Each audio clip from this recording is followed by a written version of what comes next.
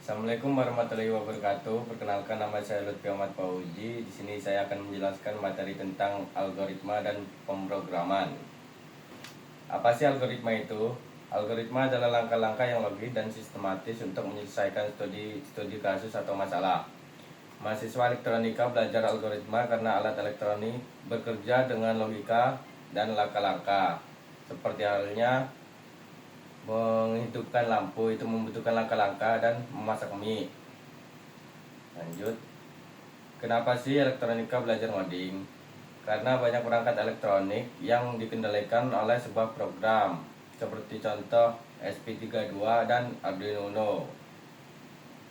Kita lanjut ke materi berikutnya, yaitu simbol-simbol flowchart.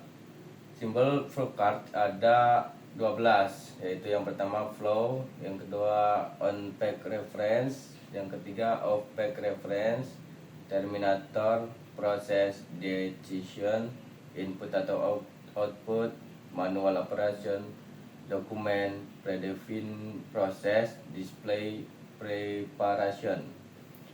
Flow yaitu simbol yang digunakan untuk menggabungkan antara simbol yang satu dengan simbol yang lain. Simbol ini disebut juga dengan connecting line. On page reference yaitu simbol untuk keluar masuk atau penyambungan proses dalam lembar kerja yang sama. Off page reference simbol untuk keluar masuk atau penyambungan proses dalam lembar kerja yang berbeda. Lanjut, terminator yaitu simbol yang menyatakan awal atau akhir suatu program. Proses yaitu simbol yang menyatakan suatu proses yang dilakukan komputer. Decision simbol yang menunjukkan kondisi tertentu yang akan menghasilkan dua kemungkinan jawaban, yaitu ya dan tidak. Input atau output simbol yang menyatakan proses input atau output tanpa tergantung peralatan. Manual operation simbol yang menyatakan suatu proses yang tidak dilakukan oleh komputer. Dokumen simbol yang menyatakan bahwa input berasal dan dokumen dalam bentuk titik atau output yang perlu dicetak. Predefined process simbol untuk pelaksanaan suatu bagian subprogram atau prosedur. Display simbol yang menyatakan peralatan output yang digunakan. Yang terakhir, preparation simbol yang menyatakan penyediaan tempat penyimpanan suatu pengolahan untuk memberikan nilai awal.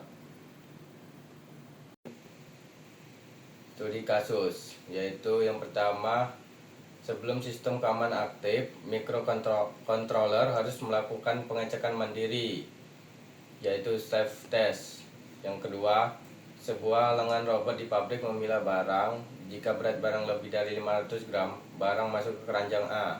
Jika kurang dari itu, masuk ke keranjang B. Yang ketiga, sistem harus terus memantau suhu. Jika suhu terlalu panas, kipas menyala. Sistem tidak boleh berhenti agar server tidak overheat. Untuk flowchart studi kasus yang pertama, yaitu self test sistem keamanan, dimulai dari start. Kemudian microcontroller akan menyiapkan semua tim input atau output supaya semua komponen dapat digunakan. Setelah itu, semua dapat digunakan setelah lampu LED hijau atau menyala. Lampu LED hijau menyala sebagai tanda sistem yang sudah mendapatkan listrik. Setelah itu, sistem akan mengecek apakah sensor terhubung dengan baik. Jika sensor sudah baik, maka buzzer akan berbunyi.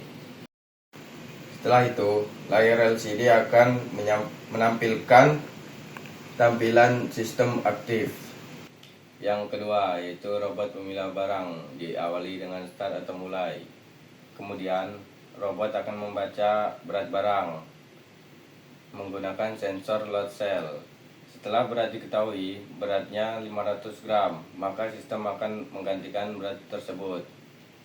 Jika berat lebih dari 500 gram, maka servo akan ke kiri dan masuk ke keranjang A.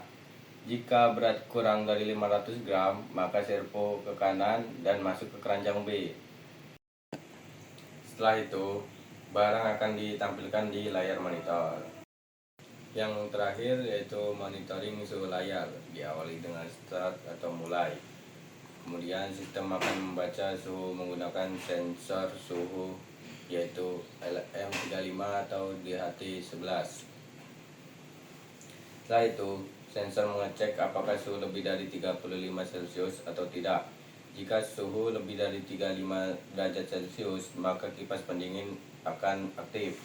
Jika suhu kurang dari 35 Celcius, maka kipas pendingin akan mati.